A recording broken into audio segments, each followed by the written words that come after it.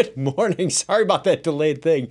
Whatever I was typing on the keyboard was doing something else on the video machine instead of bringing up my image. Good morning. This is the community live stream for April 13th. It's Friday the 13th. It is Friday the 13th. That explains what just happened. My name is Chuck Tomasi. I am the ServiceNow guy with the red bow tie, coming to you to give you another hour or so in the community where I go through and try and answer questions that you have that related to the platform. My specialty is in custom applications and integrations, the platform in general. I'll go through these and not only give you answers, but provide the rationale behind the answers, best practices that you should use, or bad practices you should avoid, and hopefully balance those out, and get you the information that you are looking for to make you a more effective ServiceNow administrator and developer, etc., etc. Let's get to it. First, I want to remind you that we are doing this on YouTube. If you haven't already subscribed to the YouTube channel, please do so. And if you find this helpful, please like the video as well. That helps other people find it. Good morning to our people that are live streaming. They're watching on the live stream, I should say. I'm live streaming, you're watching. Give me a shout out in the chat. Love to see who our regulars are and any new names that may be out there. We do this every weekday, Monday through Friday at 1 p.m. UTC. You're going to have to do the math because most people change their clocks. I don't. I'm in Phoenix, Arizona. So Arizona doesn't change their clocks, hasn't done that for a while. Seems like an easy answer, but when everybody else is changing their clocks around you, anyway, we won't get into that. Also simulcast this on Twitch if you're watching over there, or you care to watch over there, you can do that as well. Those, I believe, stick around for 2 weeks. The YouTube videos stick around forever. If you do have a question related to ServiceNow, please put it in the community because more people will see it than watch this video. I guarantee. There's scrubbing through a video to try and find an answer is not fun for the viewer, for whoever's looking for it. So I'm not going to be answering any questions in the in the chat. But if you put it in the community and you want me to take a look at it, you can certainly post the URL, or at least the everything after the .com in the URL, because YouTube doesn't let you put links in the URL. And I will do my best to look at it. I can't guarantee. I don't know everything about the platform. If you're asking something deep about Service Portal, it's going to go over my head. So please post it there. Good morning, Jason Gibson. Good morning, Steve. It is morning here, but I know it's not morning everywhere. Steve is from Sweden, and I look forward to seeing a number of you at Knowledge. I'm going to get to that in just a little bit. We are also going to be using the developer portal. I have a personal developer instance that is up and running. I should probably check that. It was up and running this morning. It looks like this. This is my Kingston instance. And let me just do a quick refresh on that. Just make sure that I don't need to log in or something crazy. It happens once in a while. Looks like we're good. You can get a free personal developer instance over at developer.servicenow.com. It's got everything that the real instances have, just scaled down a little bit because you're probably the only one using it. It's not for production use, so there's not multiple nodes running behind the scenes on a load balancer, etc., etc. But you can do some sandbox, you can do some development, you can do some testing, you can wipe it, you can turn plugins on.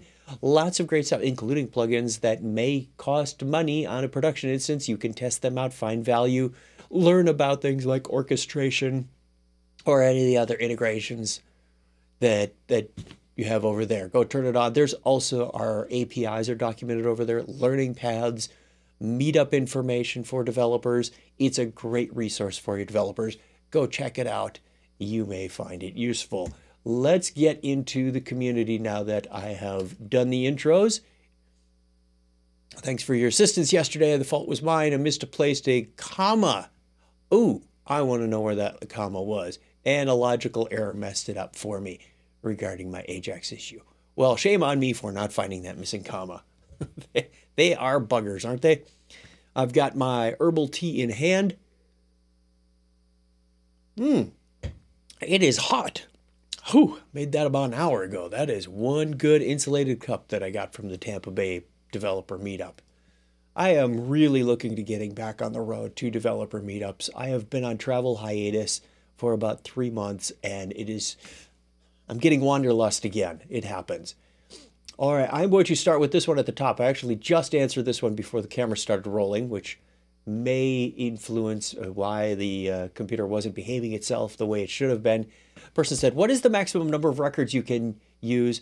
glide.db.max view records in the document. It says the property does not control the maximum number of records that appear in the list. But what controls the limit on the list? The limit on the list is controlled when you look at a list of records. Let's say, not that one, that's my community inbox. This one. See where I'm looking at dictionary entries? And it says 20 rows per page down here on the bottom of the screen. Let's see if I can make my cursor bigger for you. My head is almost in the way. If you click that, there is a menu that shows up and says, here's how many there are records you can show. The more records you show, the more it's got to retrieve and render, so it's going to be a performance issue. Be careful. I typically recommend 20 records. It's a good, safe number. You get enough information on the screen. Rarely do I need more than that. Early on in my ServiceNow career, I thought I did. I thought 1,000 would be fun. What happens when you get 1,000 is that number is used for every list. Every list. It's used for the reference lists that pop up when you click assign to or assignment group. And if you've got 1,000 records, it could take a couple of seconds, which is an eternity for a user who's sitting at their browser to get that list of records up, and they'll go, oh, the system's performing slow. No, you're just asking it to do a lot of work is what you're doing. It takes a while. The other place it shows up is in related lists. And if you've got, say, a CI that has lots of changes associated with it, or in the case where I was doing a change implementation for a very large company, they kept testing the same records over and over and over and over, like developers tend to do. They type the same value in the same field over and over. And the form started getting slower and slower. And somebody said, why is it taking 15 seconds to load this form? It's because one of the related lists was retrieving 1,000 records and trying to display 1,000 records. And that's part of the reason why we now have an option of how would you like to display your related lists? Would you like to do them on load? Would you like to do them on demand? Would you like to do them, when would you like to load the related list data so that your form data can come up real fast and then the related records could come up later, not impacting the total time to draw that screen? That's one way we can do that. If you do have a lot of records that you want to display, and it is a performance issue, first of all, cut down the number. As soon as I said no more 1,000 limit, I said, you get 20, that's it. All of a sudden, that change record that took a long time to load went, phew, oh, how did you speed that up so fast? Another thing that was slowing it down was a lot of client scripts and UI policies that needed to be run when the form was loaded. That was another interesting discussion. I think many of the best practices that we have documented over at developer.service.now came from two major change implementations I did in 2011, 2012. And yeah, there were a lot of lessons learned just from those two jobs. So whenever you read a best practice on that page, you know some of the history that goes behind it. And maybe it was one of those, he who learns the most documents, and he who makes the mistakes learns the most. So you can interpret that any way you want when people say, you know, we learn from our mistakes. And how did you get so smart? Well, you can infer the result there. So good morning to you if you're joining us on the live stream. It is morning here. I know it's not morning wherever you are. We do this live stream at 1 p.m. UTC. I wish it was 1 p.m. Then it would be time for, oh, there is no live coding happy hour today, unfortunately. I apologize for that. So that was my response. It is stored as a user preference. So whatever you use for your list, 10, 15, 50, 100, that will be carried over to all your lists. I did not put the warning in there about the performance issue. I probably should. It's a best practice. Okay, let's take another one at the unreplied. I like to start the show out with looking at new content, things that have just come in. Filtering the content on the community from member feedback. Oh, it's feedback about the community itself. This should be interesting. Loading, loading, loading. Take a drink. When setting the filter in the content list and selecting a thread to read, to return to the content list, you have to either press the return arrow on the browser or reload the community. In both cases, you lose your filter. This is a bit annoying. I said that. Can we get a button that sends us back to the previous list? The issue here is, and I talked to the developer team about this. Steve, you were asking the same thing I was. Like, I want to be able to just do a page refresh and get the same filter. On the old software, there was a bit of the URL that said unanswered equals true, or unreplied equals true, or whatever it was, and that would remain static when you did a refresh. This software is on Service now. It does things a little differently because it's all built on Service Portal, and the part that draws this table of issues is just a filter. It's an AngularJS widget that has its own filter, and it is not sending back to the parent page what that filter is. You can see if I'm on Community Home, if I go to Unsolved, you can't really see that well because it's a big screen and a tiny font, but it still says $ID equals Community Home. I click over here, it says $ID equals Community Home. I would love to see this as well, but it would mean you'd have to do a whole page refresh, which could be a bit slower. It would be like doing a whole page refresh when you click on one of those. I would love to see it as well. I am going to upvote that. Long description just to do an upvote. But that would be my preference as well. Or a menu option, if you want to consciously choose how you start. That's how I used to bookmark the old software, is I bookmarked where I wanted to start. It wasn't start at the main page, then make a click. It was, let's go right to those unreplied or unanswered questions, dig in and have some fun. Good question. Good comment. So I upvoted that. How to convert the database view field value from MB to GB. Well, let's find out. I'm not big on database views. They tend to baffle me when it goes beyond a basic example. Hi team, we have a field in megabytes in our table and have used that field for the database view. For one-off report requirement, we have to convert the field from megabytes to gigabytes.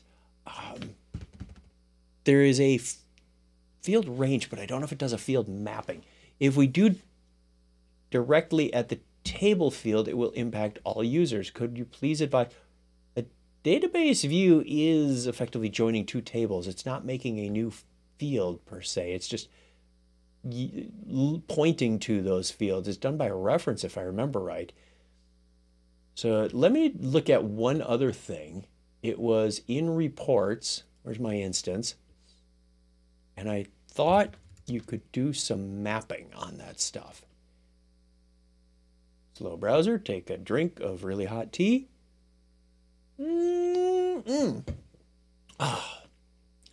Report sources, report ranges, report statistics. Now, I don't think ranges is going to do this. I thought you could do some kind of mapping thing. Maybe you could map, 1,000 to, look in the docs. Let's go to the docs, report ranges. Report ranges. A database view is going to operate, let's go to Kingston first. It's going to operate much like a table. You can use the database view as your table. Therefore, you should be able to create a report range. And the idea here is, you've got same day, 2 days, 2 to 5 days, 5 to 7 days. I don't know why you couldn't put, 1 gigabyte, 2 gigabyte, 3 gigabyte and map that to 0 to 1,000, 1,000 to 2,000, that sort of thing. Maybe. Let's give that as a maybe answer to move them forward. You're not going to be able to change the values on the. It's a reporting question. I never claimed to have a whole extensive knowledge of reports. One thing you could try, while you cannot change the values or calculate. Oh, it could do a calculated value. Change the values on the database view. Those values are coming right from the table. you could try using a report range to map your megabyte values into gigabyte values reported. Example, 0 to 999 equals 1 gigabyte. 1000, I know it's 1024, don't get pedantic on me. The 2000 equals, this also assumes that these are integer values. If they're string values, you are boned. Equals 1 gigabyte, etc. Another possibility would be to create a gigabyte field that's not shown on the form, so you don't confuse your users, but it's maintained anytime the megabyte value is updated.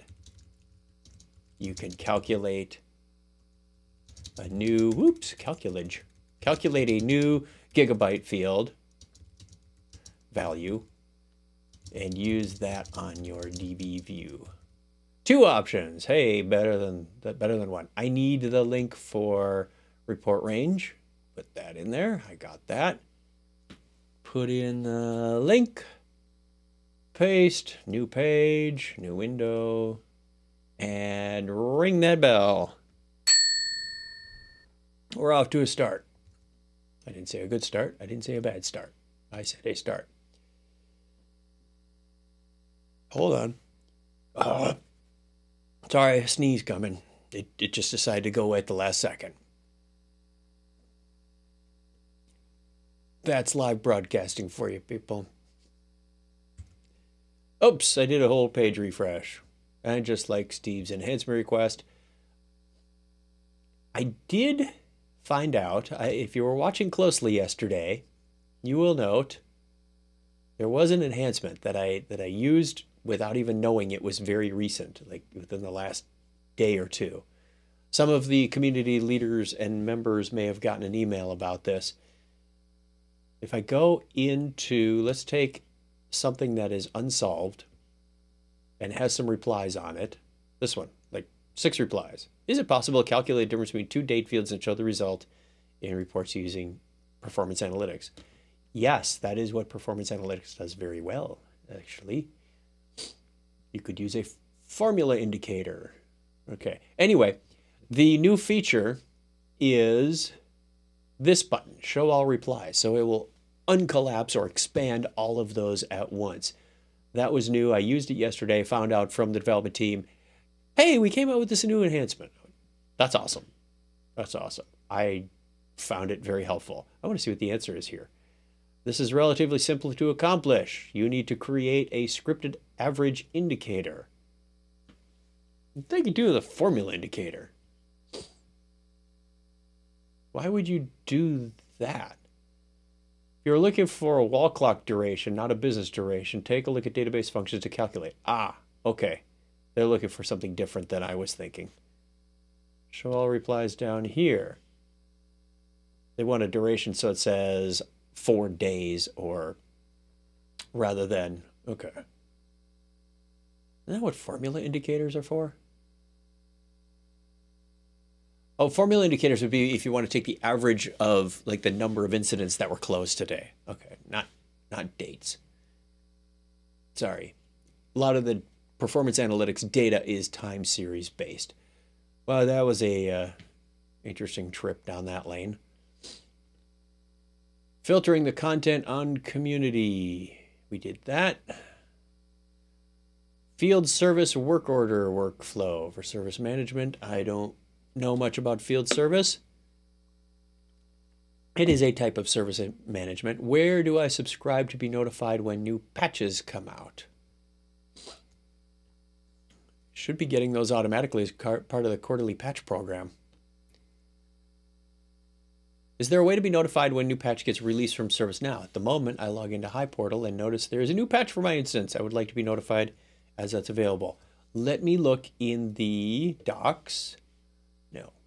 in the docs. Happened to be that my tab on my personal developer instance was saying the same thing. Quarterly patch program, QPP. Troubleshooting and other upgrades, other resources, quarterly program FAQ. There's an FAQ in here, which is linked to hi, hello. Trivia question, does anybody in the chat know what hi stands for? Good evening. Jenna, I'm having problems with, I have to be logged in to read this. I apologize. I am having problems pronouncing your name. Let me log into hi. Use your two-factor. I want to see if it's on the FAQ. And my two-factor says, for another second or two. Did I make it? Did I make it? Did I make it? Did you know that you don't have to wait until the counter is all the way down? It actually has like a 10-second buffer, I think it is. Because if you look at it and you're waiting and you're waiting, you want to wait till it gets refreshed, you don't have to wait till it gets refreshed. You can enter that number that's displayed for a few seconds after it expires. All right, where's my FAQ? I want to see that. Quarterly patch program, FAQ. Let's make that a little bigger. Yes, that's the sound effect of making your font larger. Many edits to this document and internal notes. 10,000 views. Notify. When a change ticket is created, we send a customer a 14-day notification of the patch date. Customers can still move to earlier target versions or higher, or they can move to the patch date. Self-notification of the customer about quarterly patching. Yes, there are notifications mentioned in here. I am going to place that on this.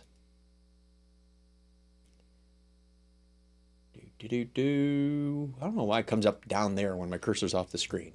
It's a bit weird. Yes, there are notifications as part of the quarterly patch program. Oh, I was doing so well up until that point. QPP. See the FAQ for more information. Requires hi login.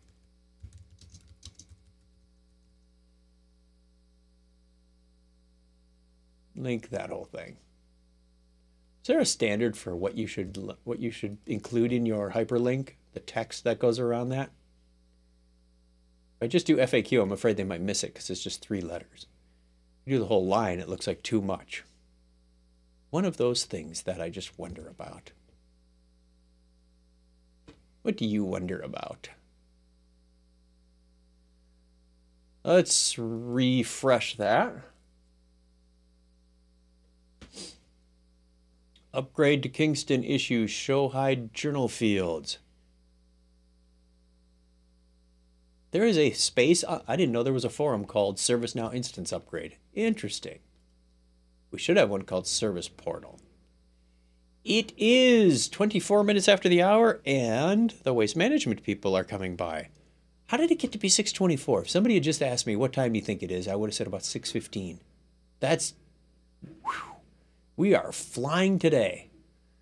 I do have a couple of follow-ups from previous conversations, but I'll save those towards the end. All right. The question here is, I'm facing an issue with journal fields after upgrading my MSP instance from Istanbul to Kingston.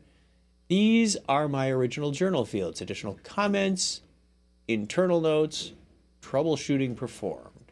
Okay. After I click Show One Journal Field, I face 2 issues. Issue 1, all journal fields disappear. Oh, that's not good. Issue 2, at times one field appears, but the drop-down has 2 journal fields in addition to my 3 journal fields. Huh. I don't have an answer to that. That almost sounds like a bug. I am going to reply. See, it comes up at the bottom of the page. That is Totally not very useful. It might be because my font is so large. Okay, well, I don't have an answer. You might want to contact support to see if they have encountered this and open a PRB if one is not already available. And for some reason my macro is leaving the @ sign out there. I'll be interested to hear what they say. If you get an incident or PRB number, be sure to share it. There we go. It's not a solution, but it is a direction. There's a story about can you help that sticks in my mind. A man was on a street corner and witnessed a car accident. Had no medical training. Somebody was hurt and the car sped off. It was a hit and run. I don't know if this is based on a true story or not, but somebody came up to him and said, "Hey, can you help?" Like, well, what could he possibly do in that situation? Well, he said, yes, it was a yellow car and went that way. That's helping. He's not solving the crime, but he was a witness and he can help provide information. He's got a phone. He could help by calling 911. There are a lot of things you can do even if you don't have the expertise. You can point somebody in the right direction. You can relay them to another subject matter expert that might have more information. So there are lots of different ways you can help with this, even if you don't have the answer to the whole solution. Good morning, Chad. Chad from Atlanta. Will you be instructing any sessions at Knowledge? My Knowledge schedule, as of this point, is no pre-con training, but I will be in the neighborhood. So I'll be effectively loitering if you want to socialize there. I know a lot of people will be in training, in class. For the Tuesday, Wednesday, Thursday, I've got a developer theater every day, Tuesday, Wednesday, Thursday, at 12:30 to 1:30. We will be building out an application similar to last year, but a whole lot more fun. This is going to be interesting. So look for the developer theater as part of CreatorCon in the Developer Hub. We'll be there. The other session I've got is Tuesday afternoon. The session ID is CCW0345. That means it's a CreatorCon workshop, number 0345. We will be connecting Amazon Dash button to ServiceNow. ServiceNow will figure out what you want to do based on that Dash button and sending a REST API out to our IoT devices. So we've built these custom, what we're calling busy boxes. If you give me 2 seconds, I can show you one on the camera. Hold on.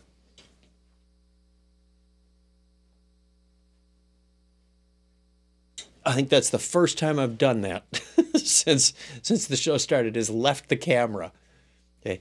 The busy box is based on a custom-made printed circuit board that we did. We've got a Wemos D1, which think of it as a miniature Arduino based on the ESP8266 processor. It's got built-in Wi-Fi. You can see the Wi-Fi antenna there. It's hard doing this on camera backwards. We've got an OLED screen to show you stuff on the screen where you can go. A couple of buttons down here so you can select. There is a menu system that will say, do you want to use lab CCW0264 or 345? And then as you go into those, it will navigate you a little bit further. There is a temperature humidity sensor here. There is an RGB LED here. And what else have we got on there? Those are the major components. The buttons. Oh, beeper, buzzer right here. So go beep when you do something. So my lab is sharing this. It even says ServiceNow.com. I don't think you can see that on the bottom, but just underneath the temperature humidity sensor there and on the back. Nice, clean, custom-made PCB. Inexpensive components, assembled. Well, this one was assembled with tender loving care by yours truly. And we are looking at ways to make these available. We don't have all the details done yet, but you can create custom firmware using the Arduino IDE. So I've spent a lot of time the last few weeks learning a bit about Arduino and how to do these so that I can build more cool stuff. I've got 3 of these fully assembled and one on a breadboard. that is missing the RGB LED, wherever my RGB LEDs are, somewhere between here and China, I don't know. That's what our lab is going to be. I'm doing an IoT lab. That was a long explanation for what we're doing. So good question. Thank you, Chad. Other than that, I will be hanging around probably most of my time in the developer theater. Tuesday is going to be a very busy day. It's going to go very, very late because I also will be at the hackathon. We will be doing the hackathon on Tuesday. So if you're interested in that, start gathering up your ideas, start gathering up your teammates. Remember, everything has to be built there, but you can bring, little devices like I've seen people bring Raspberry Pis and Arduinos and build that into their lab. It's pretty cool. I think I was originally inspired to do the Amazon Dash button because somebody had an IoT device of some type. They had hacked the free or $5 ones. This one's the $20 one specific to IoT that they sell. So you can program it and give its own cert and get different button events out of there. I have a quick question here, Chuck. I know you should have asked in the community, but still, can you help in 30 seconds? It would be great. I want one hint. Attachments attached by fulfiller having backend access are not visible to user having no role, e.g. an end user. Where is the restriction accomplished? I love to hear the answer. Basically, it's going to be in your ACLs. Check the ACLs on the attachments table. The table name is sys_attachment. And make sure that you don't have any special read or write roles on there for rolled people. It might say you can only read from this table if you have this particular role. And you would check those under, of course, the menu, say access control. That's the short answer. Go in there. Look for access controls. You will need, if you want to modify any of those, you will need to elevate your access. So you pull down the login menu up here where it says profile, impersonate, elevate roles. To make them writable, you need to have security admin role capable for your account. If I hit that, then I can start modifying access. Security admin, modifying security. I'm adminning security. There is your 30-second answer. If you need more details, then yes, please post that in the community. I also want to remind, since we were talking about Knowledge and CreatorCon just a moment ago, that's a good opportunity to segue over here to the Knowledge screen. Go over to knowledge.servicenow.com. If you haven't signed up already, please go. It's filling up fast. We want to make sure that you get signed up and registered not only for the event, but for the workshops and sessions that are there. Most of the sessions are produced and presented by customers. So this isn't just a big marketing event for ServiceNow to show off its latest wares. We will be showing highlights of what's coming in London. Very exciting. Everybody likes to get a sneak peek at that. And there are some cool things coming. I believe, what is the 13th? By Monday, everybody's got to have their code frozen and into what they call the merge. So instead of working on different branches and trees in the source code, they're going to have that. So we will show off things in London, and some of the labs may even be in London. I wish them all the best of luck because it hasn't fully gone through QA at that point. I am not that brave. I had the opportunity to look at that for my IoT lab.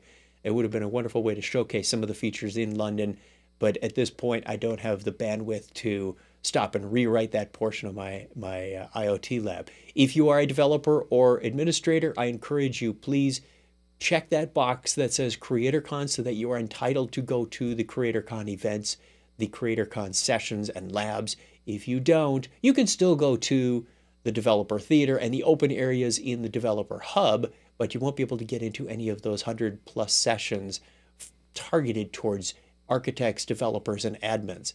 So please check that box that says CreatorCon. Even if you think you might or may not use it, you can still check the box and have a great time there. So do that. Jay, are you taking off? Or did you just join? I apologize for that. Happy spring, happy Friday the 13th to you in Chicago.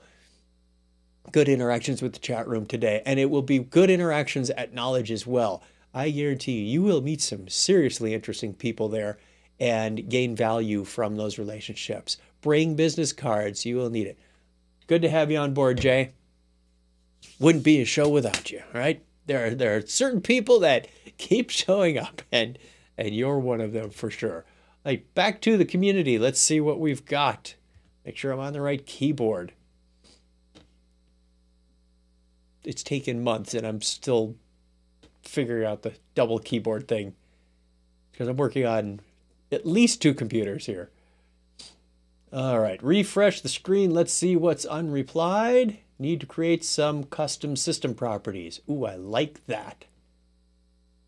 I am jumping in with both feet on that one. Let's put away this XML thing that we exported yesterday. We don't need my downloads on the bottom. I have a requirement to create a custom scoped application built with functionality that it should be attached to a property. If that property is made active, then that application and all its modules should be visible. But if I make the property inactive, then the custom application should get hide. Can we create a property which can handle visible of custom application modules?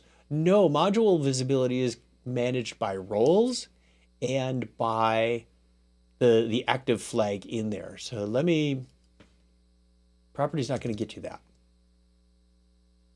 Do a dictation here. Come on. Come on. Come on. Module visibility is determined by the active flag on each module and the application menu itself, period.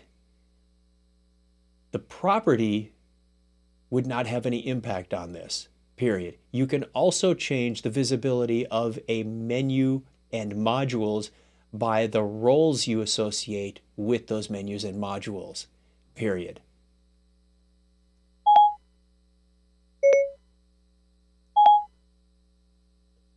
You know, you can hear that better than I can, that ding. I hate telling people no. That is the way the system is architected. I can barely hear it out of the headphones that are sitting near me, but I do know that it is beeping, and then when I play it back later, it's like, wow, that's loud. Refresh filtering the community, we saw that. Field service work order, we saw that. I'm going to be scrolling down a little bit. Thursday, April 19th, AI Roundtable with ServiceNow and Astound in the UK. Oh, let's see what this event is all about. By the way, we are changing the way that, I should pull that up in the community after I read this. Posted on behalf of Damian Davis. Event title, UK AI Roundtable. It is being held in the ServiceNow Cheapside office. That doesn't sound like a good place to locate an office. I didn't know we had an office in Cheapside. I wonder if that must be what I call the downtown office, because I know there's another one in Staines. Introductions, ServiceNow AI investments. Good stuff. If you want to learn more about AI and you happen to be in London on the 19th, which is next Thursday, also happening on a Thursday in 13 days. Let me go to the events. I think we have it up here. Knowledge Now Forum, on demand, upcoming events. I know that Lisa said she posted this yesterday, so I am going to check. Popular past events. On the 26th, show more. We only get up to the 18th. Wow, we have a lot of, all the snugs and whatnot are in here. On the, probably still not going to see it. Show even more. On the 26th, I probably could have picked the event date from the picker up there. Faster integrations through REST API Explorer. We're changing this a little bit. If you've noticed, the TechNow episode list, I do not have a link to a discussion page anymore. We've changed things up. No more. The idea was that we're getting away from Google Hangouts, Google Live, YouTube Live, on air, whatever you want to call it. It was giving us some technical issues, some limitations there, and it was putting the onus of video production on us, which took away from the ability to present the content in a lot of cases. So what we've been asked to do, and I don't know who initiated this conversation, but if I scroll down to episode 49, man, we've done a lot in the 5 years, and we even had about a year off. This list would be longer if we didn't stop. 46, 47, 48, 49. REST API Explorer, I've got a register now here. You can see that in that second column. I've got register now, which takes you to the same place as this page to register for this event. It is a registered event. You will get notifications. You can even get a calendar reminder put on your calendar. We're still going to be doing tech now. It's going to be Dave and Craig and me. We're going to be talking about the REST API Explorer and some of the things you can do, but it's a better way to interact with you, to encourage you to go to the live event. Afterwards, we will be posting this on the community. I don't know if that's going to be a day later, a week later, a month later. When we get our hands on that video file, we will post it and embed that back into the community. So keep an eye out for that.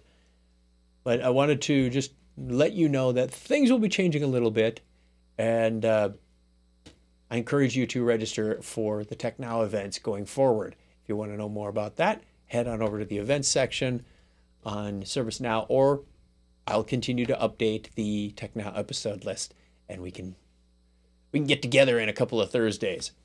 It will be, oh, the time is also changing. Traditionally, we used to do those at noon Pacific. We will now be doing those at 8 a.m. Pacific. So, Steve, you got a chance to see this on a Thursday. It's going to be a little later on a Thursday, about 4 p.m. What would that be? 3 p.m. UTC. Yes? No? Something like that. I always get, I'm not going to say BST because they shift their clocks at a different time than I shift my clocks. It's just a big old timey-wimey, wibbly-wobbly mess. Where were we? We are almost at quarter to the hour, and I would like to take a couple of minutes. Let's go into, before we start any new discussions, let's go into my notes from the past. We need to, here, I know, we can do this one. Is that dramatic enough?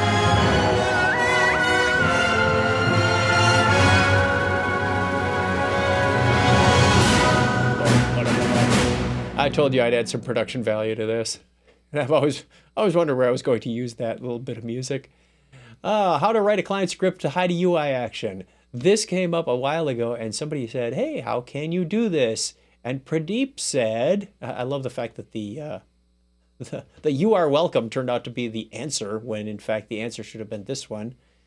But I want to do the show all replies because my reply is buried in there. If we show all replies, the answer was actually a link to an article on the community. If we get past all this script.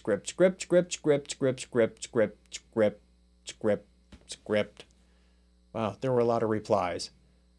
Fix the issue on your instance. Thanks, works perfectly. You're welcome. Thanks for participating in the community. Could you share the solution with me? And Pradeep mentioned this. Anyway, the article linked, and it had a DOM manipulation in it. It said, get element by name, I believe it was.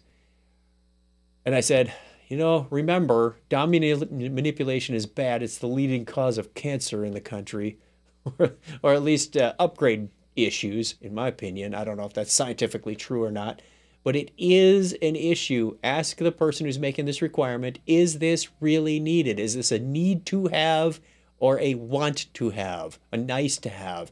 And actually, you should ask that for every requirement. What is the priority on this? Because there is a cost. Let them know. There is a cost to implementing this. There's a cost not only to develop it, but to maintain it, to test it in the future. For every upgrade, it may break. We've changed the interface a couple of times in the past, which means the DOM has changed, which means your scripts will break. There's no guarantee that this will work. Probably won't in Service Portal. So keep that in mind as well. You've got things to check out. And I hate to sound like this is a crappy solution. It's really a dangerous way to implement. It really is. And don't get hung up on the DOM as the solution.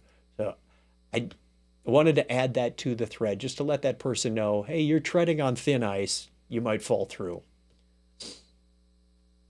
I hope that in some point we won't need to do that the platform matures, the UI matures enough that we could have an abstracted API that would allow you to do that.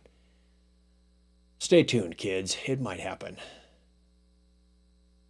Another one that I wanted to follow up on was this one about how do you get the template value. So we had a question a while ago, and the answer, I believe this one was already answered. They said, look, they want to know which template was used when a template is applied. So you can always say, yes, apply template. And the choice was, hey, let's make the template reference itself. So you'd have to create the template, do a save, and then come back and fill in this field so that it has its own record it can reference. So in this case, it's called template 20, and it says the template used here was template 20. That way, when you apply the template, it will get the value in a field. Doesn't necessarily have to be on the form, but it will get that field value of template 20. Then you could do a report on that. And somebody said, well, how do I create that template used field? I said, that's actually pretty easy. Excuse me. That's actually pretty easy. And my response, did I respond this morning or did I just mark this? 5 months ago, 5 months ago, 5 months ago, 5 hours ago. Can you please tell me how I can select the field template used and the setting of the value of it? Well, now I have to say what I just said. Let's go into dictation. Create the field on the table called template used, which references the templates table, aka sys_template, period. Your value for that can be set in the template once you set up the template and save it, period. After it's saved, you can then reference the template being used, in this case, template 20, period. It didn't quite finish that or get the table name correct. It's trying to figure out what to do with sys_template.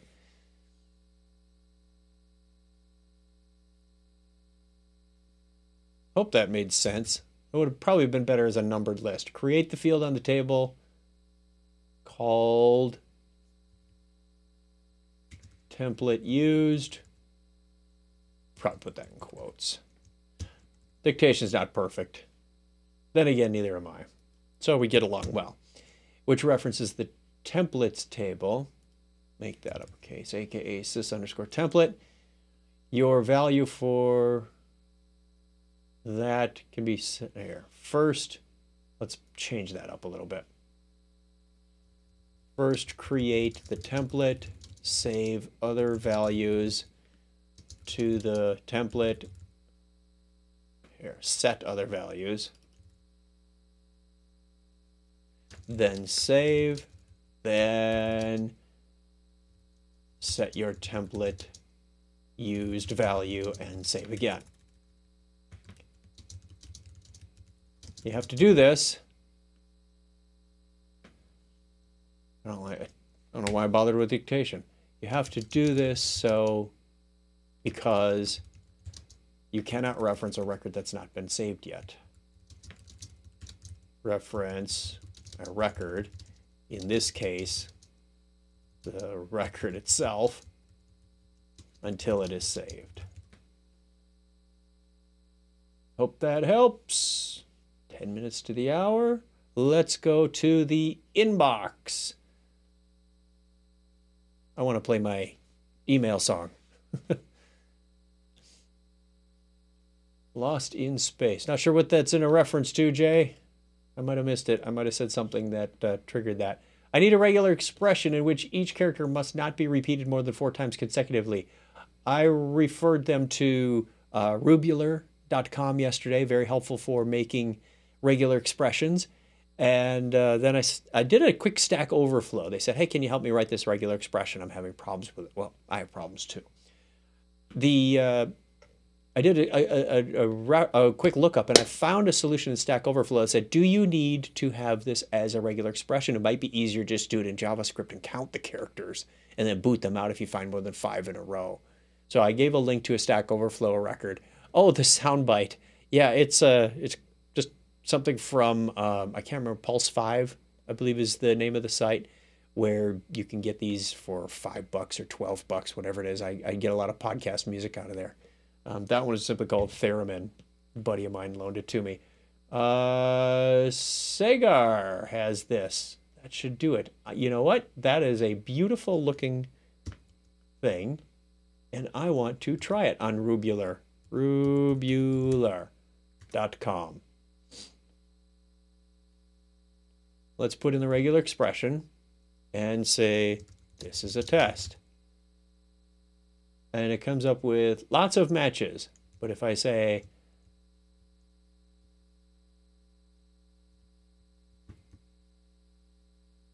is a test, I don't get any matches that are any different than that. I get 15 unique matches. Maybe I need to say G? No, that's an invalid option. Why can't you say G on this thing?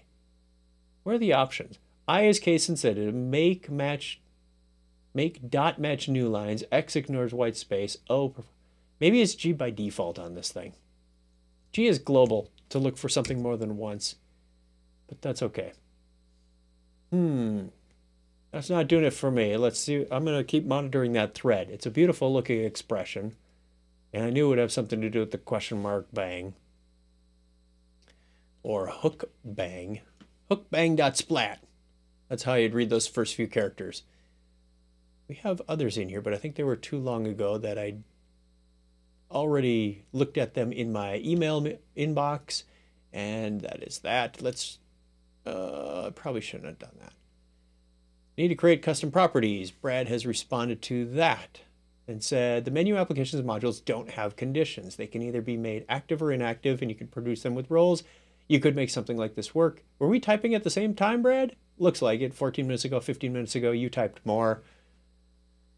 Could make something like this work, but it wouldn't be very simple. You could give a little more background on why you would be activating and deactivating this application. That's a good question. I like that. You could do something like controlling the visibility of the menu items with a role and then adding and removing the role base of the group to control it. That would be the preferred way to do it, is groups and roles. Updated community user experience. This is a comment on that show all replies button that we got. We needed this and needed it badly. Maximum number of records. Did I get a reply to this already? Shortly after I showed it? Yeah. My apologies if I wasn't clear. I'm looking to set a number of choices displayed. Thank you for redrawing and sending me back to the top of the thread. I'm not sure why it did that. Oh, because it had to circle this thing. Number of choices displayed. The number of records that are queried is limited to the first 10,000 in the table, and only those records are shown. When I type into the reference field, I'm only returning valid choices within the first 10,000 in the table and not getting any beyond 10,000 in the table. My query should return dozens of results. However, it only returns the first few. An example, I type the word Tennessee within the first 10,000 records of the table. Only 3 records contain that term. Within the entirety of the table, that should match more than 100 rows. What is displayed is only 3 records. I am needing to increase the number of rows that the query looks at. Oh. I see what they're doing. This is like the type ahead on the reference field where he's typing. And, okay. And he mentioned a property up here in the header. It says glide DB max view records. In the documentation it says this property does not control the maximum number of records that appear in a list. All right. Hey, sometimes this happens, right? In the community, sometimes you get your wires crossed. Let's look for that record. What does this property do? It's probably on the properties page. Specify the number of records to return. Property called glide DB max view records controls the maximum number of rows returned when running a glide record query in a script. The default for this property is 10,000. To change this, add a property, this system property table, and set the rows to return. This property only applies when querying a database. When displaying the database view table or list or report, the property does not apply.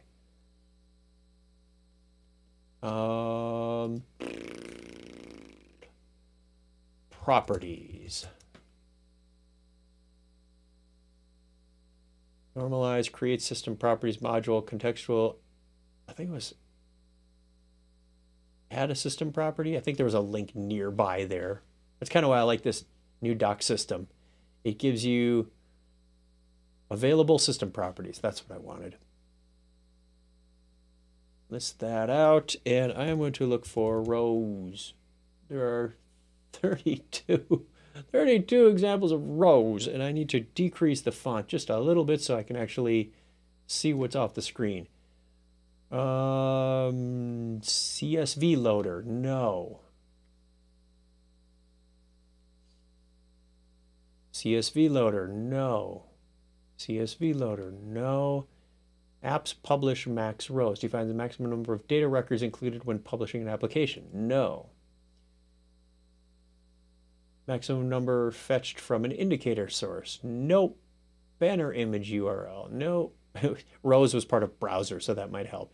DB large threshold. Sets the number of rows above which a table considered large and uses different method of querying for results. When this property is absent, the instance uses a default query method.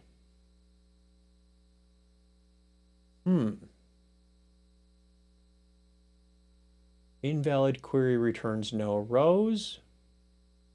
I like that property. It makes sense and it should default to true. I don't know why it doesn't. If you create a bad query, it will ignore the bad part. You do glide record.add query and you say active equals true, but you spell active wrong. It will just ignore that part and go get all the records. But if you set this to true, it will say, you don't get any records because you have a bad query. PDF max rows, no. Processor JSON limit row, no. Product icon, product name, no. Oops, I skipped right by one, but it didn't say rows in the property name. RSS max rows, no. No, no, no, no, no, no, no, no. Browser, browser, browser, browser. Text area initial rows. Isn't this fun watching us go through properties? It is fun to actually go through here and review what properties are available, just so you're familiar with some of the more common ones. Wouldn't hurt to take a glance at the available system properties page on the doc site. That would be helpful. I don't have an answer for this person right away. The answer is, what is your property set to right now? I'm going to respond back to that and see where we go with this conversation and give you an answer on Monday where it went. So let's go to reply. Have you set the property you mentioned above? And what is the value at this time? If you're wondering what you were just watching and you just tuned in for whatever reason, you jumped to the end of the video. I do that sometimes.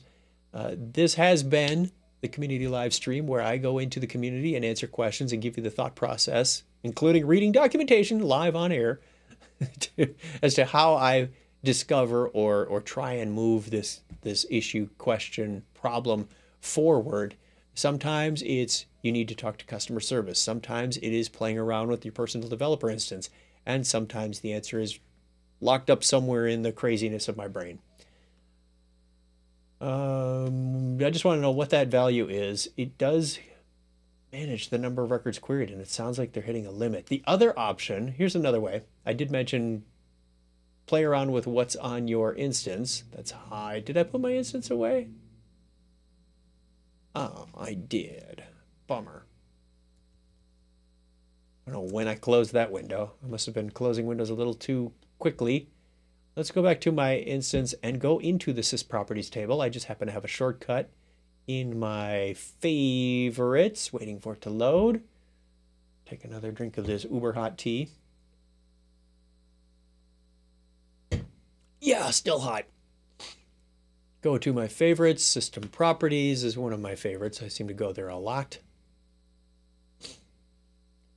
And look for, he's saying it's truncating at 10,000. Let's look for something with a value of 10,000. Just type 10,000 there. Contextual search results. No. PADC max. No. That's performance analytics. That's performance analytics. It's not going to be in there. It could be a property you have to add. Many of the properties are not set specifically in this table. They will have a default at the platform layer down in the Java code. It says, hey, if I don't have this property, what am I going to use? Otherwise, this properties table would be ginormous, and there may be things that we don't want customers to see and change by default. It's already 1,300 records. So that takes me to the top of the hour. I will continue to research this one and see what we can find. Did I actually hit respond on that one? Not yet. One more bell, and then I'm out of here. Have a great weekend, everybody. I will see you on Monday. Until then, go learn something, make sure you share it, and be helpful to everybody else. And you will have a wonderful time, become respected, and a subject matter expert, and win the admiration of friends, relatives, and the world at large. Okay, that last part may or may not be true, but it will be helpful. Take care, and I will talk to you again later. Bye.